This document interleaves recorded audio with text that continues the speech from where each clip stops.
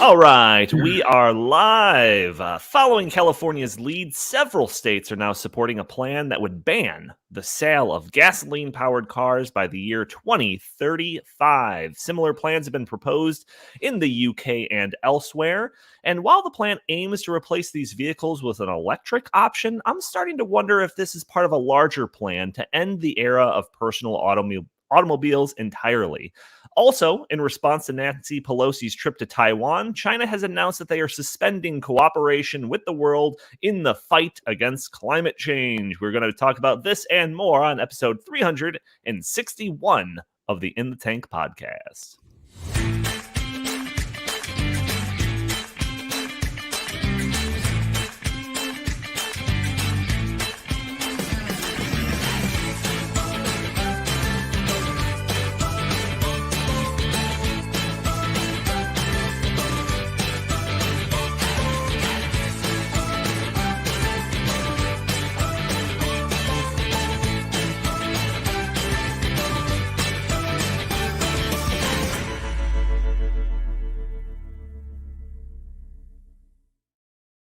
All right, welcome to the In the Tank podcast. As always, I am your host, Donald Kendal, and joining me today, I've got Jim Lakely, VP of the Heartland Institute. How are you doing today, good sir? I'm doing okay. I'm in a bit of a grumpy mood, which is not a surprise to any of our listeners. I'm having a root canal tomorrow, so that's helped to sour pretty much my whole week. Looking forward to my Friday morning with a root canal. So, I'll bring some of that root canal fear energy into the pod today. Oh, we have a video from the White House press secretary that might rival the pain of that root canal, but we'll see. Also joining us, Chris Talgo, senior editor here at the Heartland Institute. How are you doing today, good sir? Doing good, and just want to wish everybody a happy last couple of days of summer. Go out, enjoy it, because pretty soon it's going to be fall, and then it's going to be winter, and then it's going to be spring, and we're going to be really fiending for summer. So go out there and enjoy it, everybody. That is right. So before we get going, just a couple of things that we should say right off the top. One is there's a postcard right over Jim's shoulder that is highlighting the Heartland's 39th? 38th. 38th. See, the editor fact checks me. 38th annual benefit dinner for the Heartland Institute, featuring Yeomi Park, who is a North Korean defector and activist. She's going to be in the Chicagoland area for our event. It's going to be a great event. So it's taking place October 21st, which is a Friday. Check it out at our website, heartland.org. There'll be a nice little thing right on the top, featured link, or you can go to benefit.heartland.org for ticket information. Jim, anything you want to add to that? No, we really hope to see a lot of. I know we have listeners really around the world, which is great. But I know a lot of you here are here in Illinois, in the Chicagoland area. This is a chance to meet the people at the Heartland Institute. Actually, we are. I guess I can confirm it now. AM 560 radio host Dan Proft is expected to be our master of ceremonies. So he'll also have something great to say from the stage. So it's going to be a fantastic night for freedom. It's a great way to support the Heartland Institute, and it will be a night you won't forget. So we hope to see you there. Fantastic. And always that message that I put out there at the beginning of all these episodes for those audio-only listeners that are probably catching the show on a Friday, join us live on Thursdays at noon Central Time, streaming on YouTube and Facebook and Twitter and Rumble. You can join the conversation, put your comments and questions. Maybe we'll show your comment on the screen. Maybe we'll address your questions on the fly. And also, because we're streaming this on multiple YouTube channels, one of the reasons being some of the controversial things that we say have made YouTube target us and want to shut down our entire channel. So we created the In the Tank channel on YouTube, which you might be watching it on. Some of our more controversial topics might only be aired on that channel. But I know we're getting to more of a lively and, the fan base that's kind of talking to each other and all of that. So instead of spreading you across multiple channels, if you all go to the main Heartland channel to watch our video, you can all kind of talk with each other during the show. So that's something that we want to encourage. But anyways, we got a lot to talk about, which seems to be a theme of every week. There isn't a shortage on things to talk about. It's a crazy world that we're living in. And we were going to originally open up the show with a discussion about the ambitions of the latest generation, the Gen Zers, and how a third of them want to be social media influencers. That's their ambitions for life. But instead, maybe we'll kick that for another week because I think there is an interesting discussion to be had there. Let's start off with a bang. So President Joe Biden, has recently been saying a lot of very negative things about what he calls MAGA Republicans. There's a bunch of clips, and we have some queued up here.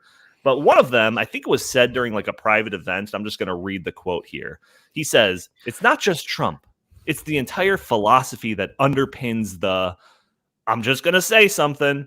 It's like semi-fascism. The MAGA Republicans don't just threaten our personal rights and our economic security. They're a threat to our very democracy. They refuse to accept the will of the people. They embrace political violence. They don't believe in democracy." So this is coming from the guy that wanted to unite the country after the whole divisive era that was the Trump presidency, and he says something like that. So I want to bring Jim and Chris into the discussion and get your takes on this quote. But let's go ahead and play this video montage here of some of the nasty things that these people have to say about so-called MAGA Republicans. Go ahead and play that video. Trump and the extreme MAGA Republicans have made their choice to go backwards, full of anger, violence, hate, and division. But we've chosen a different path. Forward. The future, unity, hope, and optimism. These guys never stop. And we're never going to stop either. Tough guy. The president thinks that there is an extremist threat to our democracy. The president has been clear as he can be on that particular piece when we talk about a democracy, when we talk about our freedoms. The way that he sees is the MAGA Republicans are the most energized part of the Republican Party.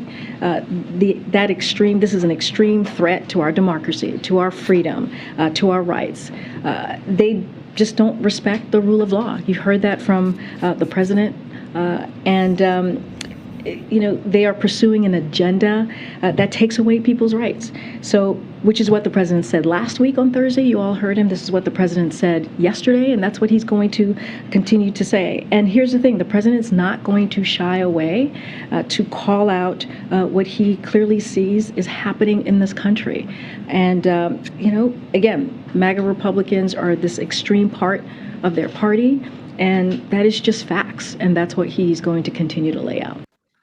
Oh, gentlemen, I saw a clip recently of Joe Biden talking about the January 6th riots, saying that Trump supporters stormed the Capitol and killed several police officers in the process. Mm-hmm. It's just a complete and utter lie. Just a complete and utter lie. But the rhetoric just seems to be getting increasingly heated now. I mean, so much for this guy being a uniter in chief, huh? Jim, do you want to take first whack at this? Well, he and his administration have characterized, now it's repeatedly, we can say repeatedly, half this country as fascists. And of course, our own FBI, that's a joke. The FBI in this country has treated, again, about half the country, people who frankly just oppose him politically, as domestic terrorists. It's just casual. This happens with such casualness.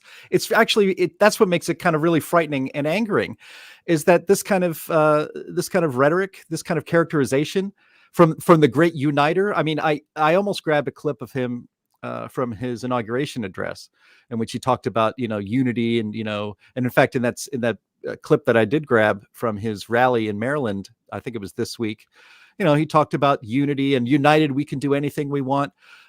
United to him, being united, being an American means being allowed to disagree. In fact, disagreement is like a hallmark of a free society, and especially the United States of America.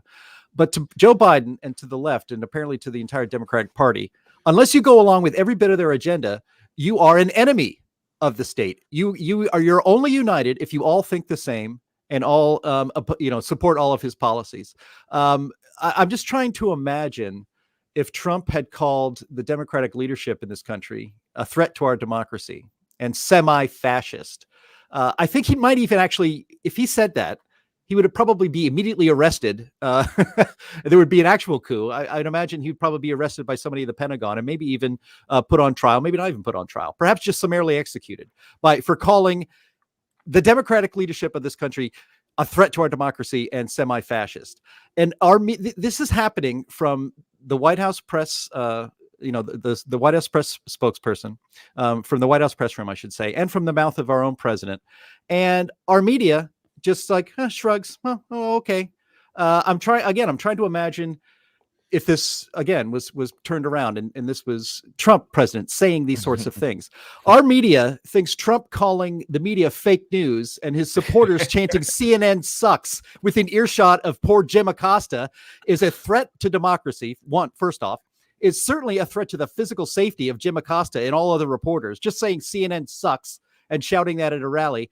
And then, of course, saying that the media's fake news puts our First Amendment in great peril. Right. But Biden calling half of America fascist and a threat to our democracy, it's either crickets or it's cheering from our media, especially if you watch MSNBC and CNN, which Chris does, so I don't have to, and I'm sure they've done that. But what do you do? What do you do with fascists and threats to our democracy, to the very fabric of our nation?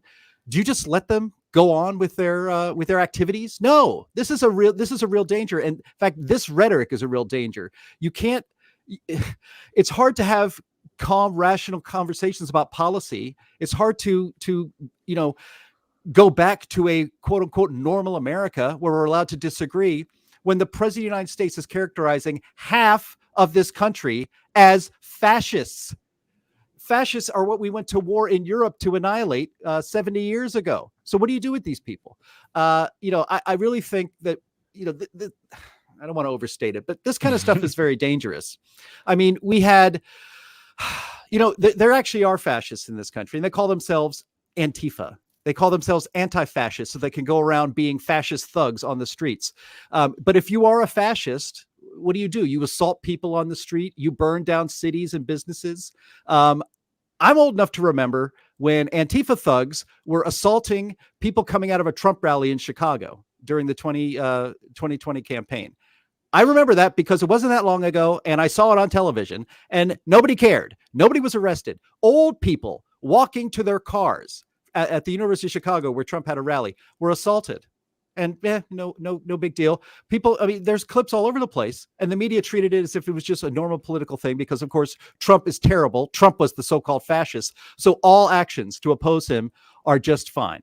I also remember when a senator, Rand Paul, and his wife were attacked leaving the White House during the, so-called COVID Republican convention that had to happen at the White House because, we couldn't have any public events back then. Well, that was just fine. Nobody cares. That's actual fascism. The people that, were protesting the January 6th, on January 6th, protesting the election because they didn't think it was on the up and up. Yes, it was a riot. It got out of hand. It is nothing compared to what Antifa did the entire summer. And again, that was all fine. And now we have the president of the United States, again, calling half the country a threat to democracy and fascists because they oppose his radical leftist agenda. And, I don't know. Does he want people? Does he really want violence in the streets? And actually, I think this is where this is actually going. I think that the media and this president and his spokesperson and his party are trying to incite violence by Republicans, by the MAGA extremists. I wonder if we're going to, I wonder if MAGA Republicans are going to take the bait. We'll see. They want another January 6th, but they want it 10 times bigger, and they want it in 17 different cities, I guess. Chris, this is dangerous, man. This is dangerous. I don't know what else to say. Chris, you told me, you mentioned right before we went live that Joe Biden is doing a unity speech or something like that tonight. Do you think he's going to kind of turn around in some of this, labeling everybody's fascists, or do you think he's going to double down on that rhetoric? I think that's yet to be determined. I doubt that he's going to have a message where he's calling for the unification of the American population. I think Jim just hit a lot of the big points here. I just want to add a couple things. I think this is just classic projectionism. I think that the Democratic Party, and I don't like to do this, where it's us versus them. But I do think that a lot of the leadership in the Democratic Party, if you want to call it the far left or the progressives, they are actually engaging in fascistic behavior, and they've been doing it for the past couple of years. And they are turning around and then saying, "Well, actually, you're the fascists," and it's just completely not true. it's sad that that this message is being given by people in positions of such power. But I think it is just projectionism, and I also think that the Republican Party has to stand up and actually come up with the message to oppose this. And I think part of the problem is that the Republican Party is not having a coherent, cohesive message about what they stand for. So it's easy to tar and feather the GOP right now, because it seems like they're just kind of waiting in the wings, not really doing anything. And unfortunately, you do get some GOP members such as Lindsey Graham who say stupid things like, well, if Trump's indicted, then there's going to be riots in the street. And that plays right into the left's hands. So I think this is, I think we are in campaign mode now. I think that Biden's speech tonight is going to be the official launch of the Democrats' 2022 midterm election strategy. And I do think that strategy is going to be trying to portray the Republicans as these, fascists, and they want to take away your rights. And like Jim said, yes, I've been watching dutifully CNN and MSNBC the past couple of days, and I have been noticing a pattern that they are working in lockstep in that message. And the message is that these ultra mega Republicans are a very dangerous, set of people, and we must make sure that they do not win, Congress, and we must make sure under any circumstances that their leader, Donald Trump, is never, able to run again in 2024. Right. And I think that's what this is all about. So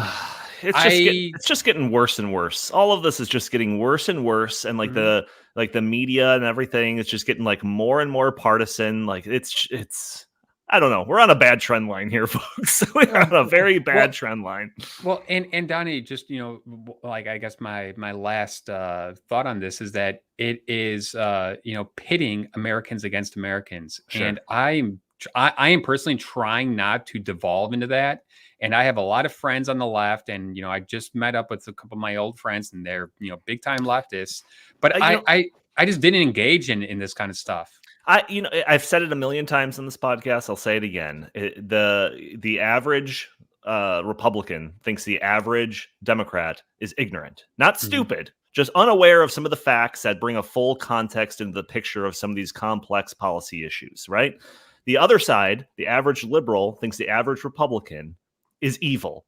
They think they're a fascist. So how do you try to I could see the worldview of the liberal that wants to protect the world from climate change and all these things that we're going to talk about, replacing gas-powered cars with electric vehicles. I understand that worldview. I think it's ignorant, and I think it's not taking in a bunch of important facets into the conversation. But the other way around, they think we just want to destroy the planet. How do you compromise on those two things? You can't do it. You just have to label it fascist or racist or some type of other ist and just kind of blot them out of the conversation. That's the whole thing. And that seems to be what Joe Biden and the Biden administration is doing. Yeah. I mean, the easiest way to understand the left is to just always be thinking that almost everything that comes out of their mouth is projection. They're projecting actually their own beliefs and values on their political opponents, and in this case, on half the country. And Joe Biden, the great uniter, saying things like this, and he's going to continue to say it because it's a cynical ploy to at least mitigate the losses that they expect in the midterm elections in November. But I mean, it's all projection. I mean, where are the mobs of MAGA Republicans burning down cities? Like we saw in 2020, all summer long. Those were Democrat voters. If they voted at all, they definitely would have voted Democrat. Where are all the Republican rioters? Where are they? They want to get them out there on the street, but they just don't exist. So they're projecting what their own, frankly, are guilty of on their political opponents. And Joe Biden has always been a nasty piece of work, and he proves it every time he opens his mouth on the campaign trail. Yeah, well, we got a lot to talk about. So surely this is a thing that we can talk about probably every week for the next several years. But let's get to our main topic here. So we briefly discussed, I think maybe last week, maybe the week before that, a plan from California to ban the sale of gasoline-powered cars by 2035. 2035 seems like one of those years that's painted at like the beginning of some type of science fiction movie from like some 80s science fiction movie that we've been watching, but it's not that far away, folks. We're in 2022 already, so it's not that far away. Well, now, several other states are doing the exact same thing. So I'm reading from an article from The Hill, and the article starts off saying the Clean Air Act grants California the ability to impose emission standards on new vehicles that are stricter than those at the national level, and which other states can then follow. As long as states' standards are identical to California's, they are not permitted to adopt them without government approval. This week, the state of Virginia revealed it is bound by a 2021 state law to also phase out gas-powered cars by 2035. However, Attorney General Jason Morea's office said in a statement it hopes the state repeals the law so Virginians are not bound by California's policies. It says a total of 15 states have backed California's zero-emissions vehicle requirements, while Washington, Oregon, Massachusetts, and New York have taken steps to follow suit. So I tried to find the list of states, so this is probably mostly accurate, but take it with a grain of salt here. California, New York, Massachusetts, Vermont, Maine, Pennsylvania, Connecticut, Rhode Island, Washington, Oregon, New Jersey, Maryland, Delaware, Colorado, Minnesota, Nevada, Virginia, and New Mexico all seem like they're moving forward with this plan to ban the sale of gasoline-powered cars by 2035. I am a little speechless over all of this. Chris, what's your initial take? Well, my initial take is that this is America's not ready for this. On any level. Gavin Newsom has come out and announced that California is leading the way and that they are going to ban the sales of new gasoline-powered cars in just 13 years. And they are saying that they want 60% of their new car sales to be EVs by 2030.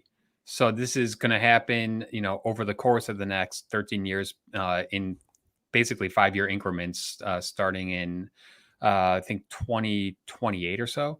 But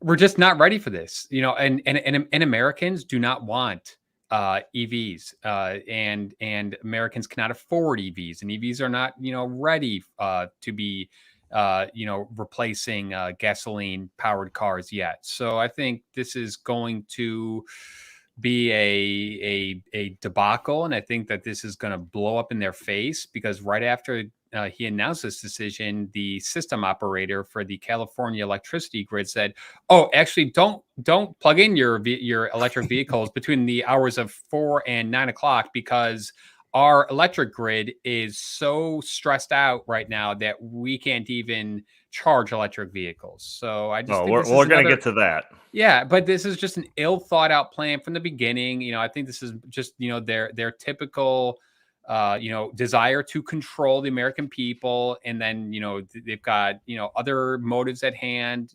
They this is a money making opportunity for them. And I just think that it's a slap in the face to, hardworking Americans, hardworking Californians, especially, who cannot afford this, but they're just being told, like, you are going to have to do this. Yeah, Jim, I mean, I think when we originally talked about this, I still warned people, like, hey, it might be crazy California doing this, but, usually they're the first domino when it comes to a bunch of states kind of following the lead. But even when I was putting out that warning when we originally talked about this, I still thought, like, this is crazy. But now it's like 17 other states are kind of following suit, or 15 other states, depending on which ones you're counting. Seems like we should start really taking this seriously. What do you think? Well, the new governor, those 13 or 15 states decided, okay, whatever California does, we'll follow suit. Since that they made that decision, that was made under a Democrat governor, Terry McAuliffe, I believe, in Virginia at the time. And now they have a new Republican governor who says, no, we're not going to be doing that. I guess they need to pass a law to repeal that, or he can just take the lead of our federal government and our president and just declare what the law is and follow it that way instead. But it's madness. I think what we're seeing, and we're seeing increasingly, and I hope we're going to talk about, the energy crisis that's sweeping Europe right now and hitting especially the United Kingdom very, very hard, is that the wages of green virtue signaling are starting to come due. The bills are coming due. It is turning out to be very expensive, and not just inconvenient, but disastrous to our way of life. Again, Chris brought this up. California is starting. They put out a press release yesterday, and starting today through Tuesday, a heat wave, and they want people. They call it a flex alert. So it's apparently just voluntary for right now that you're supposed to, turn out all of your lights, put your thermostat at 78 degrees, try to turn off as many lights as possible, unplug your toaster, because it takes just a little bit. It takes all of your appliances take a little bit of energy out of the plug, even when it's not being used. So they want you to do all of those things for now. And for now, it is voluntary.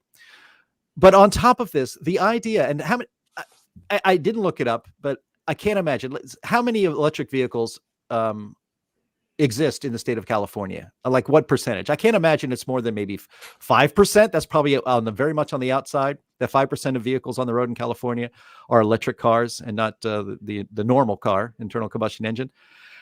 How are they supposed to? Where's the power going to come from when they don't allow the sale of an internal combustion engine car anymore in 2035? Where's it going to come from in California? California right now, by the way, imports a third of their energy from other states.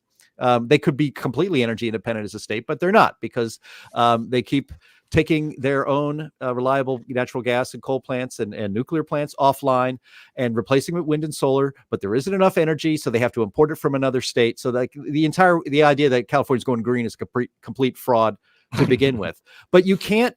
We've been saying this on this podcast for a long time. It's not practical. Electric vehicles, they may be smart. They may be a good solution for some people. They are not practical at this time for most people. What if you live so here's another example. I mean, where are all of these where's all the plug-in availability going to happen? Say the left wants us all to live in high density communities. Let's just say you're not even in New York City or Manhattan or Queens or something like that. You're in a suburb. You're in a newly built suburb that instead of, individual homes with like a quarter acre for everybody or a half acre for everybody, we build these 7-8 story condos for people. Where the hell are all the plugs going to come in for all the parking spaces? A lot of people, if they're in an apartment, they get one parking space. Mm-hmm. Okay, so you're down to one car. How are we going to retrofit all of these existing condos with parking spaces with all of these plugins? How's that going to happen? How's that even practical? And, we are not ready for this. As one of our viewers here on YouTube said, Elon Musk has even said this, and he's he's made his fortune building electric vehicles. And he said, we're not ready. Yet this is the way the left always goes about their business. They can't win arguments. They can't get, in the state, like this, you can't get people to vote for this. You just impose via fiat things that are impossible. And then with magical thinking, suddenly we'll get to this future if we just demand it. If we just make it mandatory to get to this electric vehicle future, it'll happen. It's nonsense. Yeah, you addressed a bunch of things that I want to get into specifically. One of them has to do with something that was mentioned in the first topic that we were discussing, was just kind of like the media's role in all of this. But I'll get to that in a second. Yeah. So just to kind of add on to all of these states' plans to get rid of the gasoline-powered car, this is seemingly in tandem with a number of different policies going on around the world. So I just have a couple of them pulled up here. So we might have talked about this as well last week. I don't remember exactly, but there was an announcement that Australia Bank, a major Australian bank, it's called Bank Australia, said that they were going to be ending loans for gasoline-powered cars within the next couple of years. So it quotes the chief impact officer of Bank Australia, and she says that because the change to electric vehicles needs to happen quickly, that's why they're doing this. So it says the bank added this impact officer, believes that that could happen with the right supporting policies in the place to bring greater range and more affordable electric vehicles to Australia. So not that these policies are already in place, but that could help this process. So they're already just moving forward with it, right? It says on that front, also on Friday, so the same day apparently that this was announced by Bank Australia, saw Australian government provide information about plans to set up a national electric vehicle strategy for the country, with a discussion paper on the matter due to be released for consultation. So at the same day, these announcements were made. This private public coordination seems right out of the pages of the Great Reset, if you ask me. Chris, well, you know what? I won't even go to you yet. Hang on, because I got another one of these. So this next story is only like a month or two old, but the EU lawmakers voted to ban new gasoline-powered car sales. Guess what year? 2035. Yeah, it's the magic year. Similar, very eerily similar plan here. So it says in this article, I'm reading from a CNBC article, European lawmakers have voted to ban the sale of new diesel and gasoline-powered cars and vans in the European Union from 2035, representing a significant shot in the arm to the region's ambitious green goals. So, Jim, I read that first paragraph specifically to see your head shake back and forth. Not questioning whether or not this is doable or what the potential impacts will be and whether or not consumers are going to be left in a lurch or anything like that. No. It's referred to as a significant shot in the arm for the region's ambitious green goals. You just might as well have put a picture of a cheerleader on there. That's what I think. So, Chris, I will go to you. I suggested I was going to go to you first, but so I'll let you take first swing at all of this. It seems like a global coordination, all with the same ends. Kind of scary. Yeah, it definitely does seem like it's all a coordinated effort by governments and corporations to force people to buy things that they don't want. I wrote an article about this a couple days ago, and I found a AAA poll, and it asked likely voters what kind of car they would like to purchase in the near future, a electric or a gasoline powered car. Guess what? 75% of the American likely voters said that they wanted to purchase a gasoline powered car in the next few years. So there is not an organic desire among the American people or the European people or the Australian people for this, which is why it is being forced top down by governments and people in power and elites, because they want this to happen and they want to force it upon the population. And it's do you know why those numbers are probably so low of people wanting an electric vehicle? Is because they see stories like this trending on Twitter. So this is something me and Jim, we were talking about this yesterday. But a guy, this story goes viral. This guy shows his bill that he got from his dealership after he took his 10-year-old Chevy Volt in after the battery stopped working. So the bill to replace this battery came out to $3,000. Oh, wait, sorry. I missed a zero. $30,000. $30,000. And no, I'm not joking. This is real life. And this story caught the attention of the USA Today, where they even did a fact check on this viral story and confirmed that it was in fact real. So I think a lot of people have in their mind like this idea that replacing a battery is similar to replacing a battery in a gasoline powered car, where it's like, oh, my battery's not working. I'll go to AutoZone, pick one up for a couple $100, swap it in, and I'll go to the grocery store right after that. No, that's not what it's like. No, these batteries are massive. They're like the size of like an office desk, and they're usually built into the frames of these cars. Changing a battery on one of these vehicles is not something you could do before going to the grocery store that evening. Jim, go ahead. Yeah, I mean, again, none of this is practical. I mean, we're living in a complete fantasy world, and what's really actually kind of scary is that these things are being imposed upon us, basically dictatorially. There's fewer, and it seems there are fewer and fewer things that we're allowed as Americans to vote on and get our approval for before they're imposed upon us. And these kind of mandates for electric vehicles are part of that.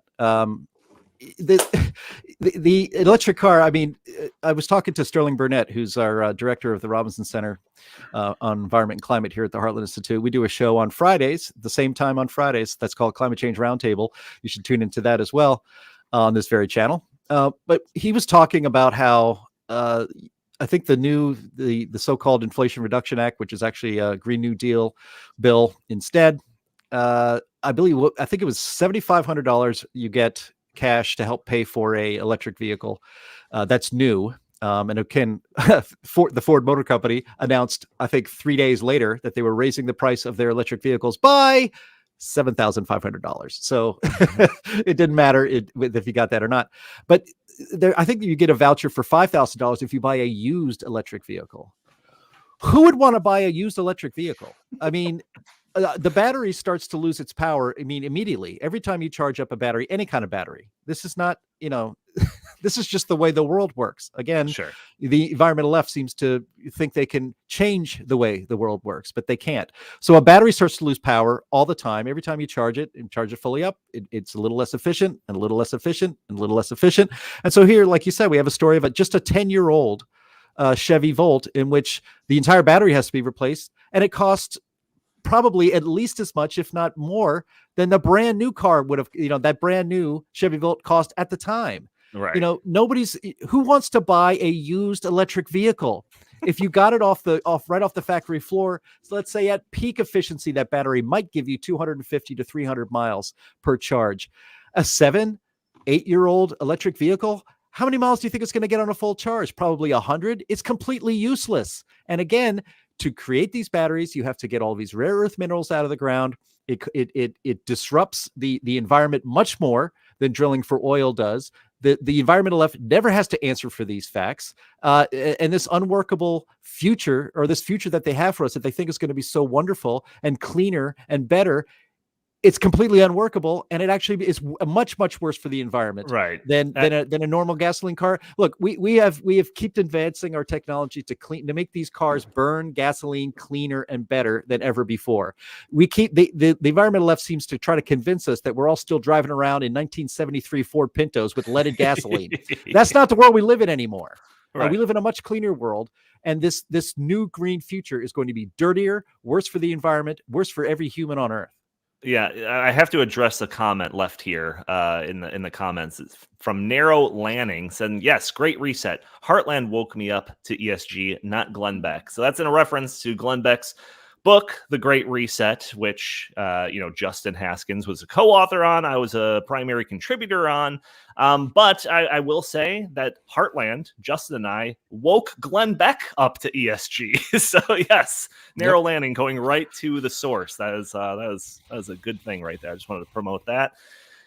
So Jim, you already kind of touched on this, but the idea that these states, these countries are pushing for this in a time where it seems like energy scarcity is at its worst, right? Mm-hmm. Earlier this week, I did an interview where I talked about new restrictions being put on farmers across the world that are lowering crop yields. And I noticed that I noted in the interview that it was extra stupid when you consider the fact that the world is increasingly experiencing a food shortage. And it's like the same thing is happening right now. You already kind of mentioned it.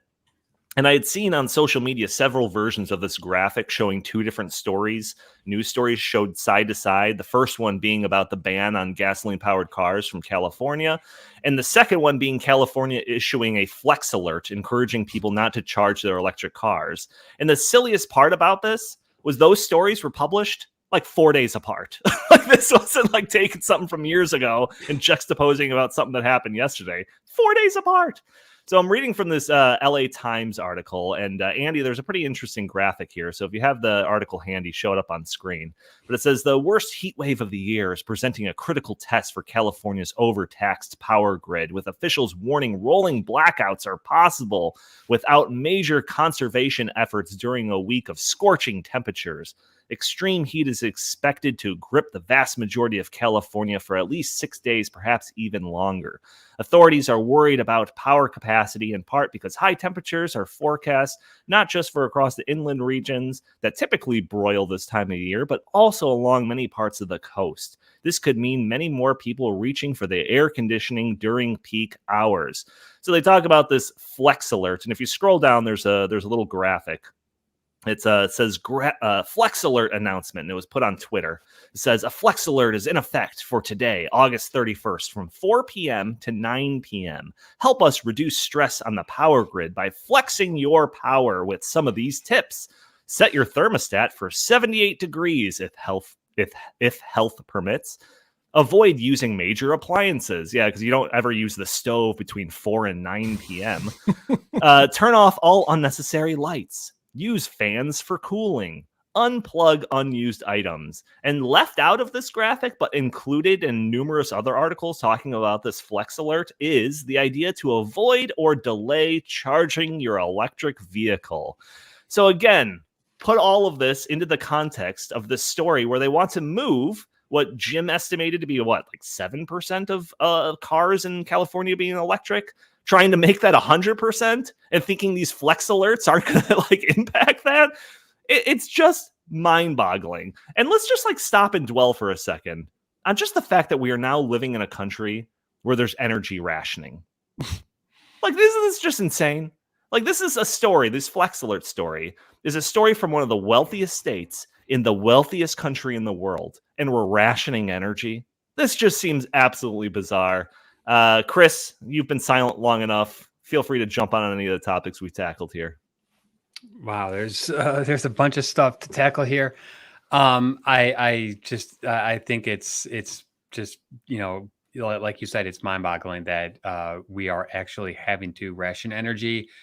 This is not necessary. This is a self-inflicted, wound. So it's not going to hurt people like Gavin Newsom. It's not going to hurt people like Nancy Pelosi, but it is going to harm the people that they claim that they are there to represent, and the people that they claim they are there to defend, the hardworking Californians.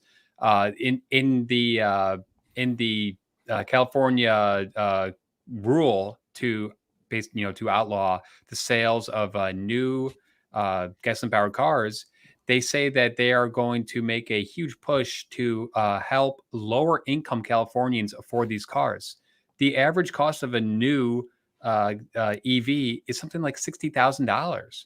And yes, they'll throw you a $7,500 subsidy, but that is not going to make it affordable for people who are living paycheck to paycheck. And right. Under the Biden economy, we are in a place where many Americans are living paycheck to paycheck. They're having trouble making ends meet. The last thing that they want to do right now is be told, oh, by the way, in the next decade or so, you're going to have to buy an electric vehicle because we say you have to. And if you can't afford it, well, then what do you do? I guess you're going to, just have to rely upon public transportation or, Uber or see, I think this is all part of their war on autonomy. And right. the gasoline powered car, when it, first, became of age in the early 1900s, that was a huge boon to American freedom because it allowed Americans to get away from the city, to move out into the suburbs. It led to the rise of the suburbs.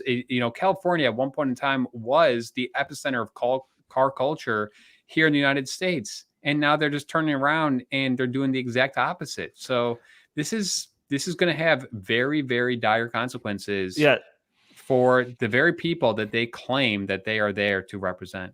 Jim, I just told you in the private chat that I was going to tee up some European energy stuff, but I did not expect Chris to jump into what I had this whole episode kind of planned around, which is the idea of just getting rid of the personal automobile entirely. So let me touch on that for a little bit. Let's have this conversation now before we dig into it. So I'm going to get a little conspiratorial. I'll just warn you people, a little trigger warning for you. Justin and I have been doing a lot of work looking into the plans of the World Economic Forum because they're the biggest proponents of the Great Reset. They are not shy about all the things that they advocate for if you look on their website for any amount of time. We found numerous articles and papers promoting the idea of abandoning not just the gasoline-powered car, but the entire concept of personal automobiles entirely. So I've got a couple of articles here. There's a million more if you look on their website, but just for the sake of time, I've only got a couple here listed. One of them discusses the importance of embracing circular economies where people share cars instead of owning them for personal use. There's another one that talks about how cities should diminish car travel and how curtailing cars cuts emissions and can increase the quality of life. And there's an entire section on the World Economic Forum's website called the Global Future Council on Cities of Tomorrow, where they talk about different things cities can do to be more green and to incorporate important technologies and to generally become more efficient. And you better believe that people owning their own cars do not fit into these plans. So, I mean, Jim, am I, do you think that this is part of the real agenda, the long-term agenda, or do I have to take off the tinfoil hat? No, I think you need a bigger tinfoil hat. I think you need seven. I think you need seven tinfoil. You should put 7 tinfoil hats on top of each other just to make sure. Look, there was somebody in the comments that I saw flashing by said that they don't want us to have our own personal cars, and they don't. Again, when did we all vote on this? When did we all vote on the idea that people shouldn't have? It should be so unaffordable to have a car that nobody can have them anymore. When did we vote on cramming us all into high density housing? When did that happen? I don't remember voting on that. Right. We are not being represented as free people anymore. We're being ruled. You see these stories, they have a bit of a happy tone to them. And they're trying to convince us that, our betters will rule over us, but don't worry, trust us, you'll be so much happier. Just do what we say. Right. Just stop doing what you want and do what we want. And I tell you, you're going to be happier. Just trust us. Sure. Every time top-down ruling, like say in a communist country, happens, it always results in poverty, misery, and then eventually death. I don't think, this is a grand conspiracy, not owning personal vehicles is some kind of grand conspiracy to kill us all, but it's certainly of the mindset that that our betters are ruling over us. Mm-hmm. Instead of carrying out the will of the people. The will of the people and the leftist agenda are completely incompatible. Because left to their own devices, free people will make their own choices that are good for them. And again, another hallmark of all of this, and you touched on this earlier, Donnie, do you think, if we're going to save the environment, we have to all go into electric cars to save the environment, which is not going to happen. It's not going to save the environment. Let's just say that was the case, though. Is Gavin Newsom and Nancy Pelosi and Harrison Ford and all of these rich people, are they going to give up their private jets? Are they gonna turn down their thermostat? Do you think Nancy Pelosi is going to turn her thermostat up to 78 degrees this weekend, Labor Day weekend, if she goes home because of the energy crisis? Hell no. That's what you're supposed to do. Our ruling elites don't do any of the things they want us to do, which makes this entire thing even more absurd. And it needs to be resisted by everybody. I just can't help but think about the idea that, during COVID, only the essential employees could work and all of that. And I just wonder, in these times of flex alerts and energy rationing, in a time where we all have electric vehicles, is it so incomprehensible to think that we might have only an essential people that need to charge their cars can only have the ability to do it between 4 and 9 because we're in a flex alert. So only essential people can charge their cars. I mean, I'm sorry if this sounds conspiratorial, but I remember things that we talked about like months ago sounding conspiratorial being fact a couple of months later. So I don't know. Call me a conspiracy theorist if you want. Call me a radical MAGA Republican if you want, but it just seems like this is the path we're going down, and I'm just kind of looking a little bit further down that path. Chris, you're out of your element. Chris, you want to add on to this, and then I do want to get to the China story. I think it's an attack on freedom. I think that we've, basically just, explained what this is all about. This is about elites and, people who think that they are, capable of micromanaging our lives, saying, we know what's best for you. Listen to us and just do as we say. There has never been a societal discourse on the issue of whether or not, Americans want to transition to electric vehicles. That should be something that we make a decision as a nation. It should not be something that should be, just pushed down our throats. But not even as a nation, on an individual basis, yes, voluntary interactions. We don't need a democracy, simple majority vote to deem 49% of the people that want to stick with gasoline powered cars to be moved to the side.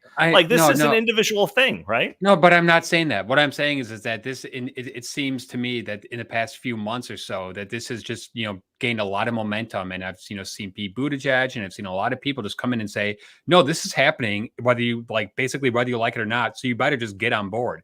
There was never an organic conversation about this.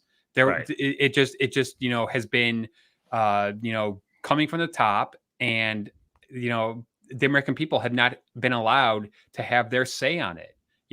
For example, in California, the California Air Resources Board, CARB, is I think it's 13 people. They voted unanimously to make this rule go through. This was not a referendum on the California ballot.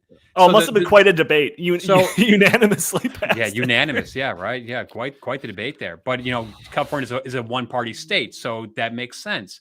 But what I'm saying is that there was never a referendum. This was never debated and talked about among the people as to, hey, how do we want to approach this? It was just told to us from Jennifer Granholm and Pete Buttigieg, just saying, it's so funny. These great reset people talking about stakeholder capitalism are making these decisions without the say of half of the stakeholders. Jim, I was going to jump to the China thing right away, but I don't want to leave you hanging with this European stuff. So, we talk about this time and time again on this podcast. We talk about energy and just how much worse it is over there in Europe. Another one of these viral stories that was going around was this small European coffee house that just got their energy bill for the month. And the energy bill was $1,000. Oh, wait, I missed a zero. $10,000 for the month for the energy of this little coffee house. Yep. And it just seems like things are getting worse. So, Jim, have at it. Say what you will about this topic, and then we'll move to the China story. Well, can you imagine paying, say, $1,000 a month? Maybe, which comes out to about $33 a day for heating and cooling your home or your business. Here at the Heartland Institute in our building, it costs about $1,200, $1,400 a month for either heating or cooling this place, and then suddenly getting a bill, as people in the UK and business owners in the UK are doing, that it becomes 10 times that amount. Or 500% increase. This one lady, you see it on Twitter. They show their bills, and their bills are instantly skyrocketing 500%. Because they enter contracts with the energy companies. It's like, well, okay, you'll be paying this much this year, and then you get a new contract, and then it's 500% higher. And there are pubs and coffee shops and small businesses that will be closing all across the UK and all across, I'm sure, continental Europe as well, because this kind of thing isn't sustainable. And I really think the media has a lot to blame here, because when people are blindsided by this. These poor people in the UK are blindsided. They didn't see this coming. They're just told by their politicians and their media that this is what we need to do. We're all in this together. And then suddenly their energy bills are up 550%. And this is going to happen in the United States too, because our media is doing the same thing now. Our corrupt media just refuses to report on the downsides of these green energy schemes. They completely shut out any commentary critical of these asinine and completely unworkable energy plans. And I'm not even talking about what they should do. When you see all these stories, that, like I said earlier, like the tone is all happy and positive, they should at least have somewhere in there, in maybe paragraph 25 of a 27 paragraph story, with somebody like, say, from the Heartland Institute saying wind and solar are not going to generate enough energy to keep the lights on in California. We need to look out. They don't even do that. They should actually be doing 10-part series in the New York Times or a documentary on CNN explaining the downsides of green energy, because there are a lot of downsides to supposedly green energy, but they don't do any of these things. So the American people are going to be blindsided when it's happening in California. It'll probably happen there first. Energy bills are going to be coming in this winter that are super high. Why? Because of the so-called transition to so-called green energy. Right. It's going to be very expensive. Energy is going to be even more rationed, We are creating an energy scarce country in the richest, wealthiest nation in the history of civilization. For what? For a climate cult. And nobody in America, if you watch CNN and MSNBC, you have no idea any of these negative things, any of these negative aspects to the plans that they have in mind. They think they just keep getting fed all this propaganda that everything is just going to be wonderful. It's a great point. It's an absolutely great point because, when we saw gasoline double, in just the last several months or something like that, we had been talking about how this is just the natural course of things leading up to that price increase. So I don't think we were shocked about it. We're just like, yeah, this is what we've been warning about. So yeah, like I can imagine people that are only tuning into the CNNs of the world being absolutely floored by the fact that gasoline prices doubled. Well, yeah, and this is on purpose, because if the people were warned even slightly, if there was balance in these energy stories and these green energy stories, then we never would have gotten this far down the road, because the people would have resisted it. But they're not informed, they're not told, and which is why, and this is what they wanted. So now their plan is to get us so far down the road and be so committed that we can't turn back. But we never would have gotten here if the American people were informed about this from the beginning. Jim, do you have any optimism that the American people will make their voices heard on this issue in the coming elections?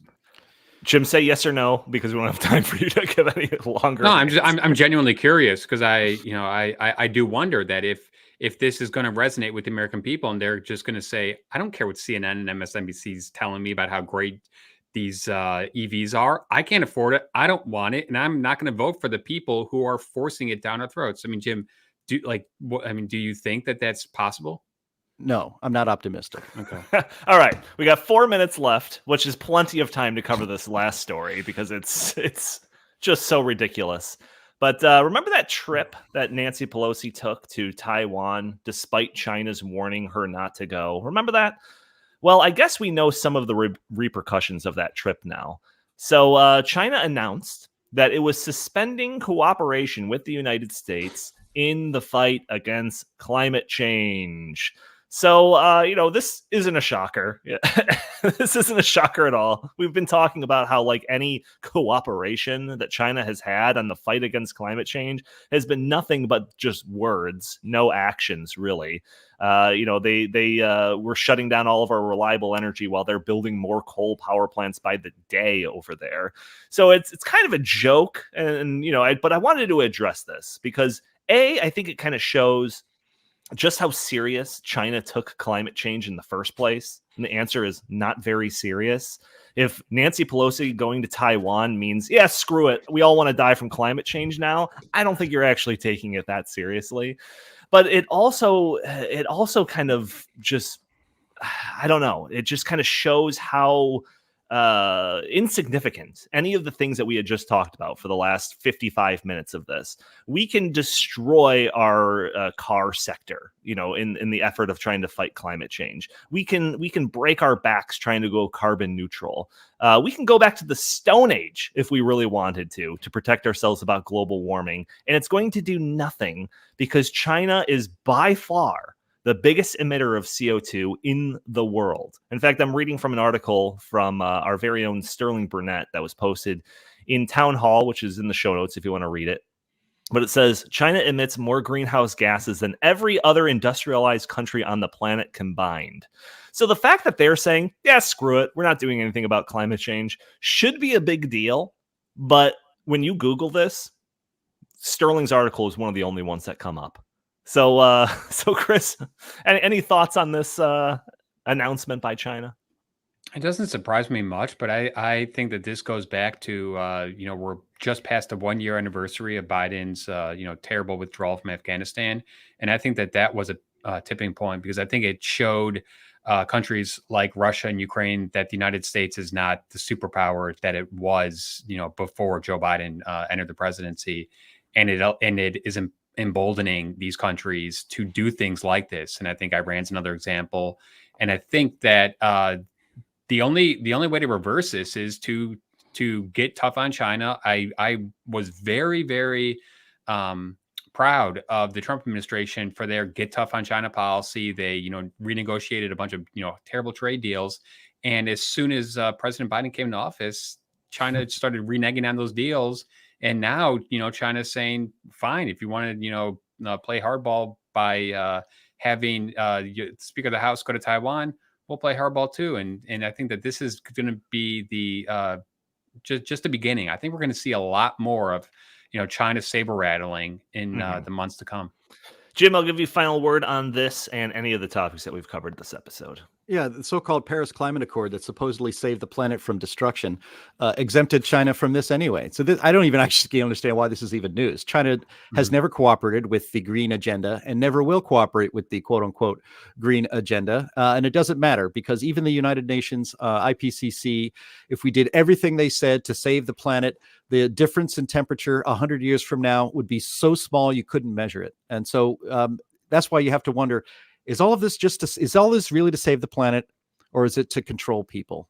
And the answer is the latter.